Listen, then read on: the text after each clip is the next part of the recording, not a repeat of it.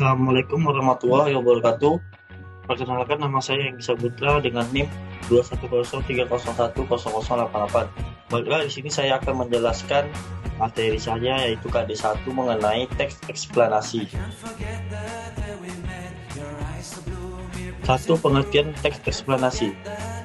Pengertian teks eksplanasi pada bentuk yang terdiri dari dua kata yang digabung, yaitu kata teks dan kata eksplanasi. Kata teks sendiri memiliki arti sebagai sebuah tulisan yang panjang. Sementara itu, kata eksplanasi merupakan kata yang diserap dari bahasa Inggris explain. Kata explain ini memiliki arti yakni menjelaskan. Jadi, definisi teks eksplanasi secara harfiah adalah sebuah teks yang memiliki fungsi untuk memperjelas suatu peristiwa atau fenomena yang terjadi di sekitar manusia. Yang kedua yaitu ciri-ciri teks eksplanasi. Adapun ciri teks eksplanasi adalah yang pertama yaitu informasi yang dalam teks eksplanasi dibuat berdasarkan fakta atau kejadian yang sebenarnya. Yang kedua, pembahasan dalam teks eksplanasi adalah tentang suatu fenomena yang bersifat keilmuan atau memiliki keterkaitan dengan ilmu pengetahuan. Yang ketiga, penjelasan yang disajikan dalam teks eksplanasi bersifat informatif, sehingga tidak ada mempengaruhi pembaca untuk percaya terhadap hal yang dibahas. Yang keempat, penjelasan pada teks eksplanasi juga berfokus pada hal umum atau genetik dan tidak ada partisipasi dari manusia. 3. Tujuan teks eksplanasi. Pada dasarnya, teks eksplanasi memiliki tujuan untuk membuat pembaca mampu menjelaskan fenomena atau peristiwa yang sedang terjadi. Dengan menjelaskan proses atau sebab dan akibat dari peristiwa tersebut. Selain itu, teks eksplanasi juga dapat dijelaskan dengan menyebut mengenai hukum sebab dan akibat suatu peristiwa. Pembahasan dari teks eksplanasi biasanya terdiri dari alasan mengapa peristiwa itu terjadi dan akibat yang ditimbulkan dari peristiwa tersebut. Hal ini yang membuat teks eksplanasi sering juga disebut sebagai teks yang berisi kumpulan berbagai informasi dan fakta. Yang keempat yaitu contoh teks eksplanasi. Banjir. Mendengar kata banjir memang sudah tidak asing lagi terdengar di telinga kita. Banjir adalah fenomena alam yang bersumber dari curah hujan dengan intensitas tinggi dan durasi lama pada daerah aliran sungai DAS.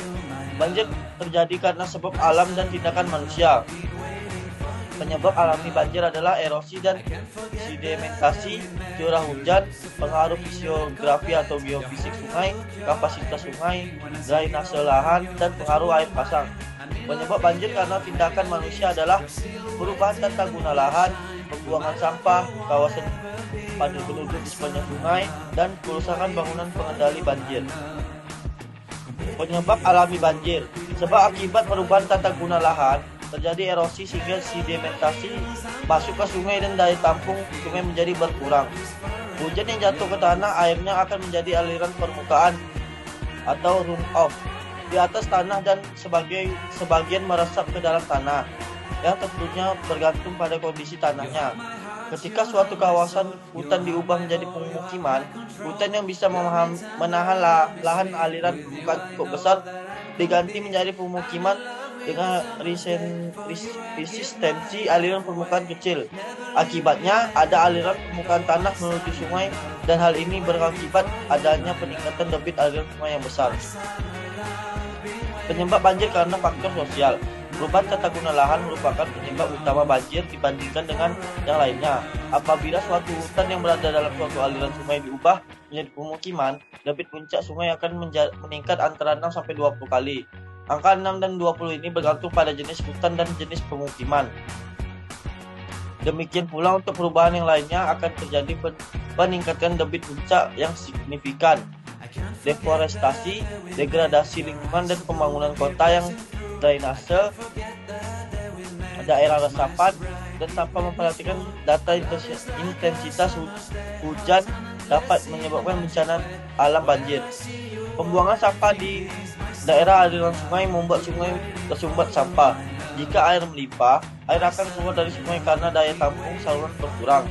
Kawasan padat penduduk di sepanjang sungai atau drainase dapat menjadi penghambat aliran dan daya tampung sungai. Masalah kawasan kumuh dikenal sangat penting sebagai faktor sosial terhadap masalah banjir di daerah perkotaan. Terima kasih, sekian dari saya akhiri dengan wabillahi taufik walhidayah. Assalamualaikum warahmatullahi wabarakatuh.